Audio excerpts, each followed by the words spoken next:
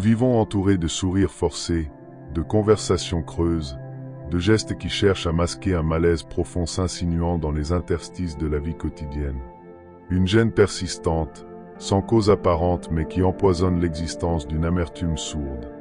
Beaucoup pensent que cette sensation provient du monde extérieur, de l'injustice des autres ou des échecs.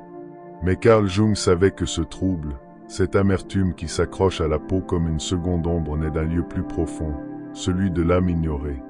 Pour Jung, tout être humain porte en lui une dimension cachée qu'il ose rarement contempler. Cette zone obscure faite de désirs refoulés, d'élan qui ne cadre pas avec l'image idéalisée de soi, de blessures non refermées et de pensées inavouables, constitue ce qu'il appelait l'ombre. C'est un réceptacle invisible mais actif, formé de tout ce que nous rejetons de nous-mêmes afin de correspondre, d'être aimé ou de demeurer moralement acceptable. Et bien que reléguée au plus profond de l'inconscient, l'ombre ne reste jamais inerte. Plus on la nie, plus elle gagne de puissance sur notre vie affective. L'amertume, cette teinte grise qui imprègne l'existence de tant de personnes, naît précisément de ce refus prolongé de l'ombre intérieure. Ce n'est pas une simple mauvaise humeur ni une étape difficile. C'est un durcissement de l'âme, la conséquence d'un éloignement radical de ce que l'on est réellement. Car ce qui est nié ne disparaît pas. Cela se déforme, se projette, se glisse dans les émotions jusqu'à altérer notre perception du monde. En reniant l'ombre, nous renions aussi une part essentielle de notre vitalité. Ce ne sont pas seulement les aspects jugés inacceptables qui sont enfouis, mais également l'authenticité, la spontanéité, la créativité, le courage, tout ce qui possède une intensité brute, une force de vérité.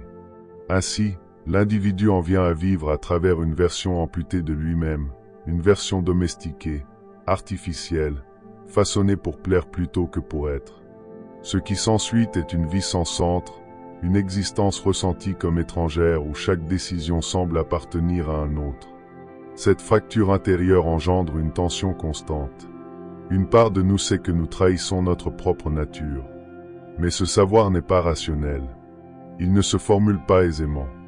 Il se manifeste sous forme d'irritabilité, de ressentiment ou du sentiment d'être prisonnier d'un rôle que nous n'avons pas écrit.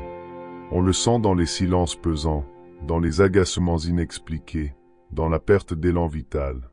La vie devient alors une routine lourde, vécue comme un fardeau à supporter plutôt qu'un espace à habiter. Or, cette tension ne peut être maintenue indéfiniment sans conséquence. L'âme, lorsqu'elle est ignorée trop longtemps, finit par se défendre. Elle le fait en sabotant ce bien-être de surface que nous essayons de bâtir. Surgissent alors des crises existentielles, des relations toxiques, une anxiété diffuse, des maladies psychosomatiques, autant de langages symboliques par lesquels l'inconscient réclame d'être entendu. Mais comme rares sont ceux qui prêtent attention à ces signaux, l'existence devient peu à peu plus terne. Au lieu de se tourner vers l'intérieur pour reconnaître la blessure, beaucoup préfèrent protéger leur fragile équilibre en accusant le monde de leur malheur. Ils commencent à voir des défauts partout, à mépriser la joie d'autrui, à réagir avec aigreur devant toute expression d'enthousiasme authentique. L'amertume devient alors une lentille trouble qui déforme toute expérience, empêchant l'accès au véritable bonheur. Et parce qu'elle a été nourrie par des années de déni, elle finit par se confondre avec l'identité même. La persona ne sait plus ce que serait une autre manière de vivre. Le plus tragique dans cette condition, c'est qu'en rejetant l'ombre, non seulement on perd la possibilité d'être soi-même, mais l'on perd également la capacité de se relier profondément aux autres. Car nul ne peut aimer sincèrement en se cachant et nul ne peut être aimé véritablement s'il ne se permet pas d'être vu dans son intégralité. Cette déconnexion affective nourrit encore davantage la frustration. On ressent une distance inexpliquée avec le monde comme si l'on vivait en marge de l'existence, observant à travers une barrière invisible qui empêche toute participation réelle. Le problème n'est pas l'absence d'occasion, mais le manque d'ouverture pour les reconnaître comme précieuses. Alors l'être amer devient intolérant non pas envers autrui, mais face à son propre reflet. À chaque fois qu'il perçoit l'authenticité chez un autre, il s'emplit de colère. Chaque fois que quelqu'un exprime sa vulnérabilité, il la tourne en dérision. Chaque fois que surgit une possibilité de changement, il la méprise comme naïveté. Non pas parce qu'il ne désire pas ces choses, mais parce qu'il ne supporte plus la douleur de les avoir perdues en lui-même. L'ombre, lorsqu'elle demeure ignorée, devient un mur qui sépare l'individu non seulement du monde, mais aussi de lui-même. Ce que la plupart ignorent, c'est qu'en elle réside également une puissance. Elle contient de la force, du courage, de la liberté. Ce n'est pas un gouffre de noirceur comme on le croit souvent, mais un réservoir d'humanité brute sans artifice. Et lorsque l'on commence à lui donner voix sans jugement ni correction, quelque chose se met à guérir. L'âme une fois reconnue retrouve sa dignité. Le processus n'a rien de confortable, mais il possède le pouvoir de rendre à l'existence sa texture originelle, riche, contradictoire, vibrante. L'amertume, en ce sens, n'est pas une émotion comme les autres. Elle est un signal d'alarme, l'indice que l'âme a été réduite au silence trop longtemps. C'est l'expression affective d'un conflit profond entre l'image que nous entretenons et la vérité que nous cherchons à dissimuler. Plus ce conflit demeure inaperçu, plus il devient difficile de distinguer ce que nous sommes réellement de ce que nous prétendons être. Beaucoup finissent par normaliser cette condition. Ils affirment que la vie est ainsi, que l'on s'endurcit avec l'âge, que cela fait partie de la maturité. Mais ce n'est pas la maturité, c'est l'abdication. C'est le résultat d'avoir enterré si longtemps la voix intérieure qu'on ne l'entend même plus. Tant qu'elle reste ignorée, aucune amélioration extérieure ne pourra transformer l'expérience de vivre. Car il ne s'agit pas d'avoir davantage, de faire davantage, ni de paraître davantage. Il s'agit de retrouver ce qui a été perdu, la relation honnête avec soi-même. Ce n'est qu'alors que disparaît ce sentiment que tout est un fardeau, que rien n'a de sens, que le monde nous doit quelque chose. Ce n'est pas le monde qui nous a trahis, c'est la trahison intérieure qui a façonné notre perception du monde. Car l'ombre, lorsqu'elle n'est pas reconnue, agit en secret. Elle s'infiltre dans les émotions, corrompt les relations, déforme les jugements. Et le plus inquiétant, c'est qu'elle le fait sans être vue tel un virus opérant dans le silence. Il n'y a pas de paix possible tant qu'une partie de l'âme demeure reléguée dans l'oubli. Et sans paix, il ne reste que la morne routine de survivre avec la conviction que le bonheur est un mensonge réservé aux autres. Lorsqu'un être vit déconnecté de sa vérité intérieure, il n'est qu'une question de temps avant qu'il ne commence à accuser tout ce qui l'entoure. Les frustrations se multiplient, les émotions débordent et le jugement devient une arme de défense permanente. Mais ce qu'il y a de plus troublant dans ce processus, c'est que le regard autrefois tourné vers l'intérieur à la recherche de réponses se retourne désormais vers l'extérieur avec colère, avec mépris, avec un besoin irrépressible de trouver les coupables. Cette énergie affective qui en réalité est dirigée contre soi-même pour avoir étouffé l'appel profond de l'authenticité se projette sur autrui comme une échappatoire. Il est bien plus facile d'affirmer que le monde est brisé que d'admettre que l'on s'est brisé soi-même. Ce qui n'était comme un malaise intime devient alors une condamnation généralisée de tout ce qui est extérieur. Les gens paraissent de plus en plus insupportables, les institutions plus trompeuses, les relations plus creuses. Et même lorsque cette perception se drape d'arguments intellectuels ou d'une critique se voulant rationnelle, au fond persiste une plaie non soignée qui continue de saigner en silence. L'être amer n'est pas seulement en guerre contre le monde, il est en guerre contre son propre reflet. Tout l'exaspère, car tout inconsciemment lui rappelle ce qu'il a perdu en lui-même. L'enthousiasme, la capacité d'émerveillement, la spontanéité, l'honnêteté émotionnelle. À mesure que cette vision contaminée se fige, un mécanisme défensif encore plus destructeur apparaît, le cynisme. Non pas comme une lucidité critique, mais comme une posture corrosive qui tourne tout en dérision, qui rabaisse tout, qui nie tout. On rejette toute tentative de beauté, toute forme de lien, toute profondeur comme si elle n'était que naïveté d'esprit encore immature. Pourtant, derrière ce masque d'amère supériorité, il n'y a pas de force véritable, mais une tristesse privée d'expression. Une tristesse qui, faute d'avoir été reconnue, s'est métamorphosée en ressentiment. Le ressentiment n'est pas une émotion passagère, c'est une construction affective qui s'accumule au fil des années, nourrie de petites déceptions, de promesses non tenues, d'occasions manquées, parfois par peur, parfois par résignation. Mais le plus tragique est que celui qui en est prisonnier assume rarement sa part de responsabilité. Il préfère s'imaginer que c'est l'environnement qui l'a condamné à cet état, que ce sont les autres qui lui ont volé sa joie, que c'est la vie elle-même qui l'a trahi.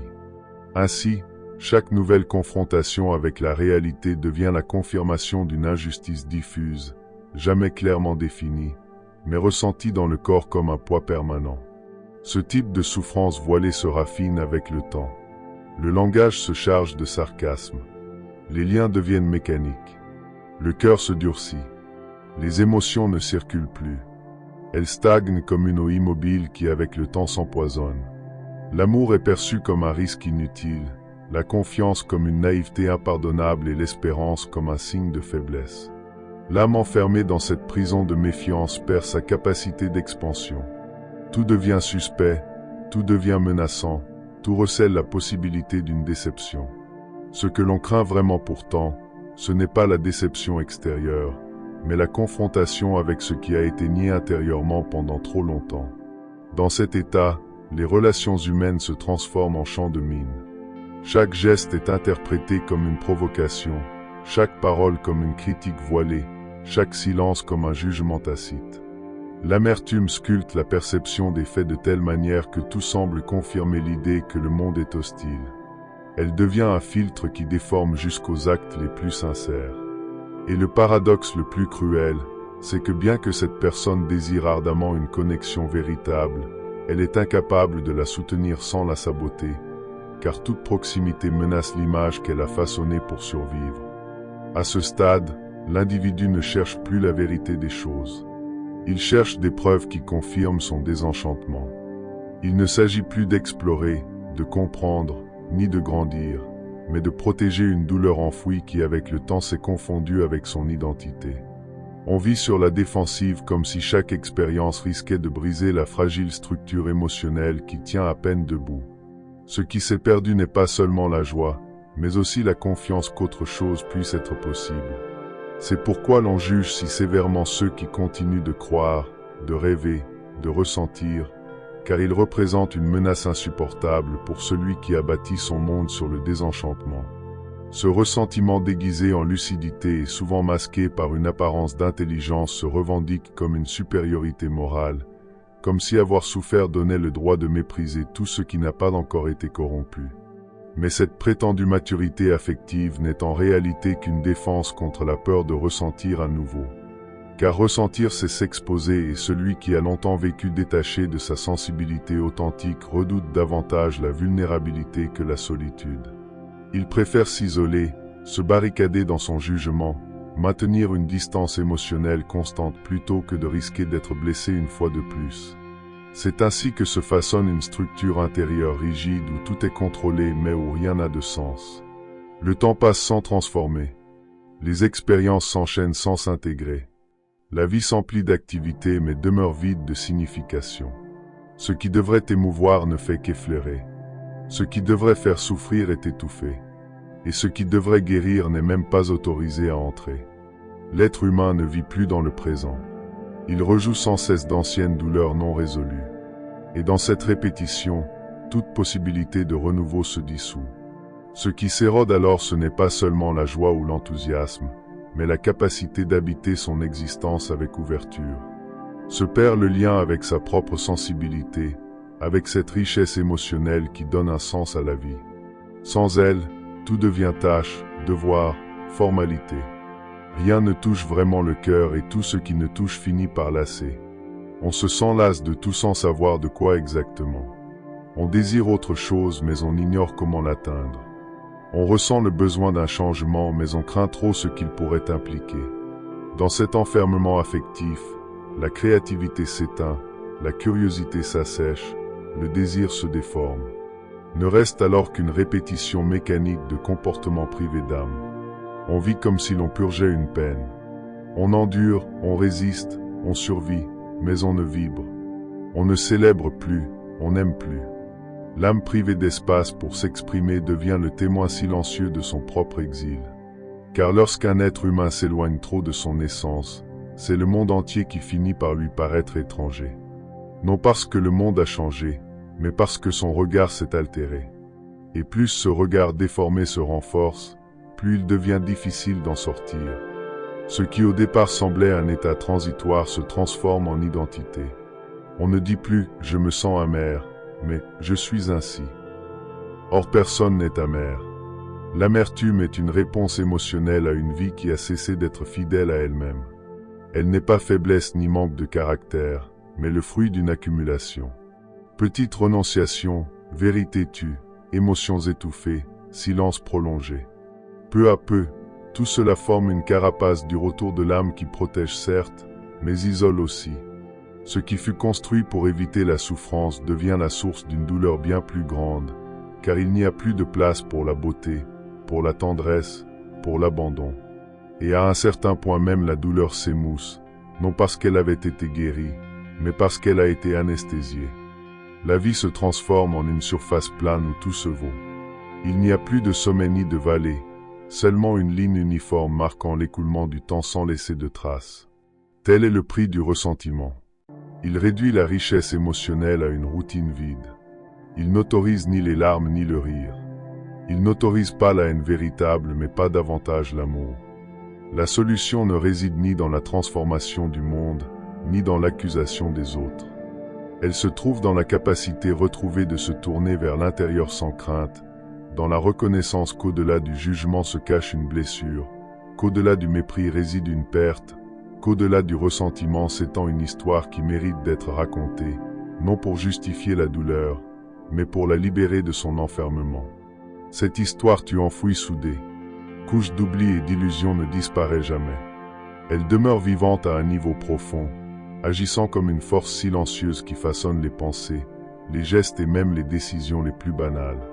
Cette histoire constitue le contenu de l'inconscient, ce territoire immense et méconnu que Jung considérait comme le véritable noyau de l'expérience humaine.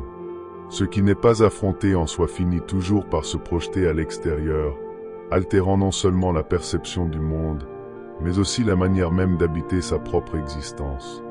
L'hostilité, l'amertume, la lourdeur que tant de personnes éprouvent ne sont pas de simples défauts de caractère, mais les symptômes d'une rupture profonde avec ce qui un jour a été refoulé.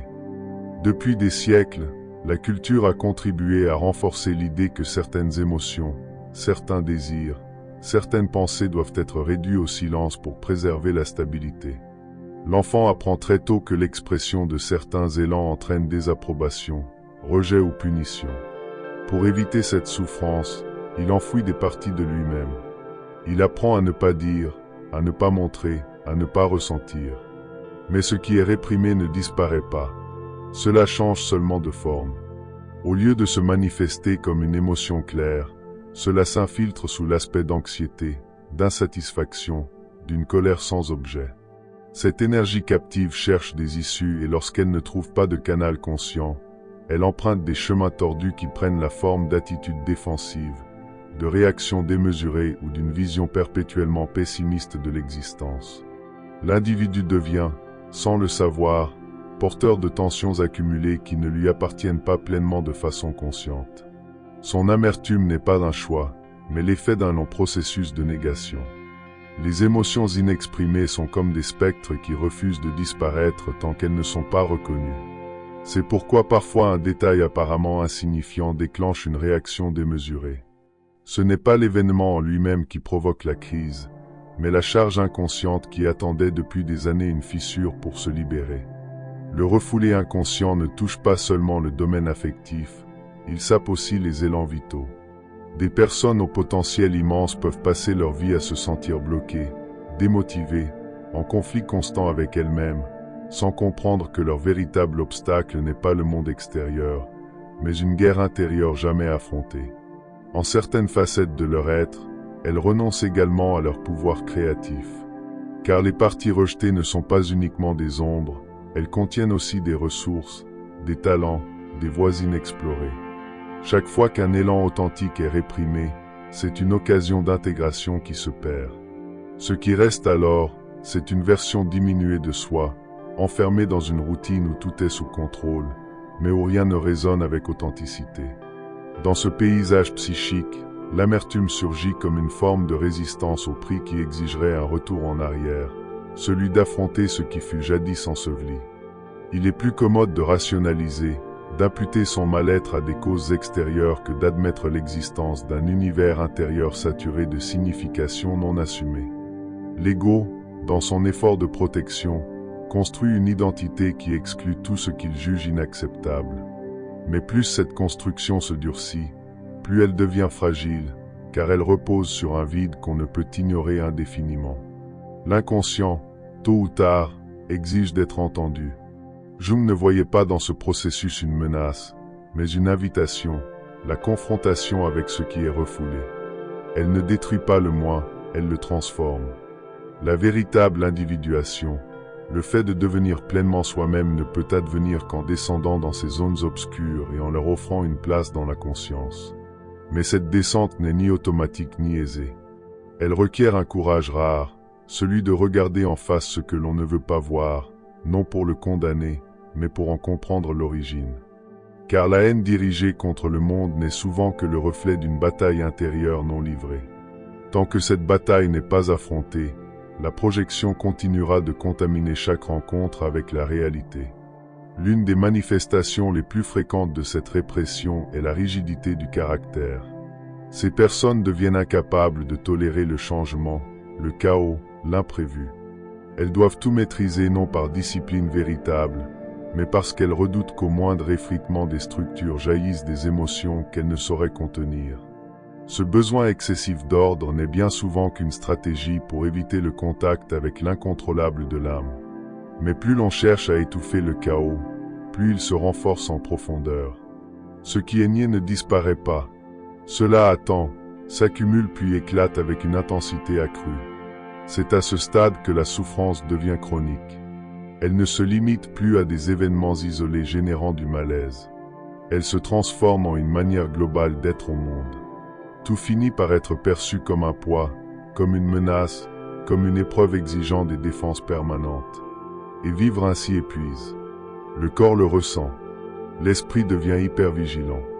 Le cœur demeure clos. Non pas parce qu'il a perdu sa capacité de sentir, mais parce qu'il redoute ce qui pourrait surgir si la porte s'ouvrait à nouveau.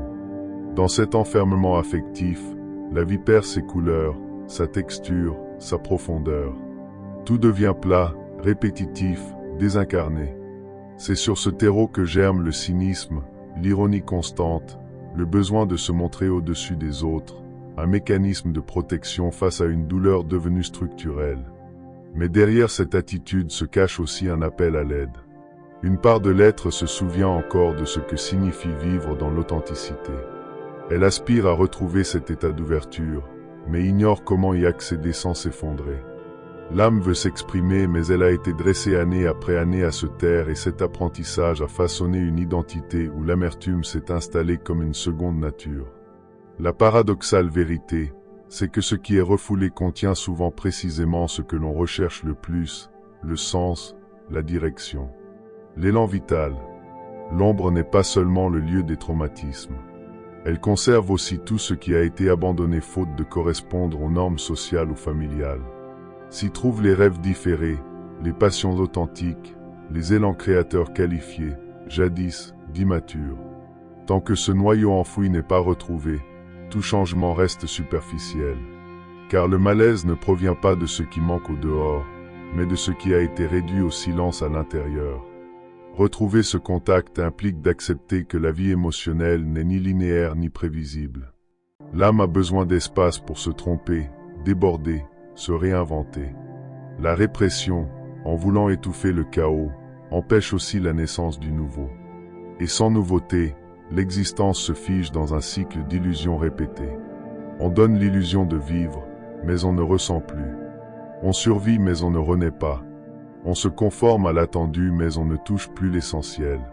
Jung ne proposait pas une méthode pour abolir la souffrance.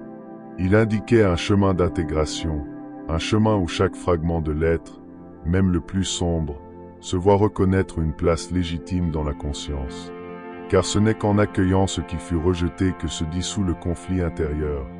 Ce n'est qu'en reconnaissant la racine du malaise que se libère l'énergie vitale emprisonnée dans la négation. Il ne s'agit pas de refermer une plaie par la seule force de volonté, mais de la comprendre jusqu'à ce qu'elle perde son pouvoir destructeur. Quand ce processus advient, l'hostilité envers la vie commence à se dissoudre. Non parce que les circonstances extérieures changent, mais parce que la perception s'est transformée de l'intérieur. Le monde cesse d'être perçu comme une menace permanente et redevient un miroir de ce qui reste à explorer. La capacité d'émerveillement, d'empathie, de véritable connexion refait surface.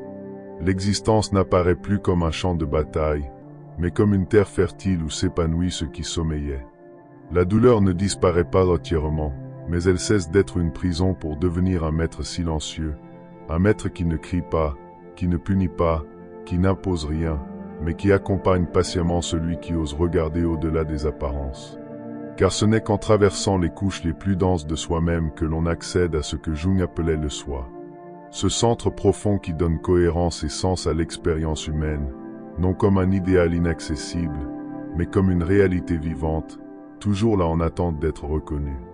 Lorsque survient cette rencontre intime avec son propre centre, l'amertume n'a plus de terrain où s'enraciner. Ce qui était ressenti comme vide ou frustration se transforme en une cohérence intérieure nouvelle. Non parce que la vie est devenue plus facile, mais parce qu'elle n'est plus vécue dans l'évitement, mais dans la vérité. Le conflit s'élève alors en compréhension. Alors, la dureté du caractère cède la place à une sérénité qui n'a plus besoin de se défendre. Le monde cesse d'être un lieu hostile puisqu'il n'est plus le prolongement d'un moi divisé. L'essentiel recommence alors à circuler avec naturel. Le geste s'allège, le regard s'élargit, la parole gagne en authenticité. Il ne s'agit plus de conquérir quoi que ce soit, mais de s'habiter pleinement. Et cet acte simple mais profondément révolutionnaire est ce qui permet enfin de se libérer de l'amertume. Si cette réflexion a éveillé quelque chose en vous, j'aimerais vous demander un petit service. Que diriez-vous de laisser un j'aime, un commentaire ou de vous abonner à la chaîne?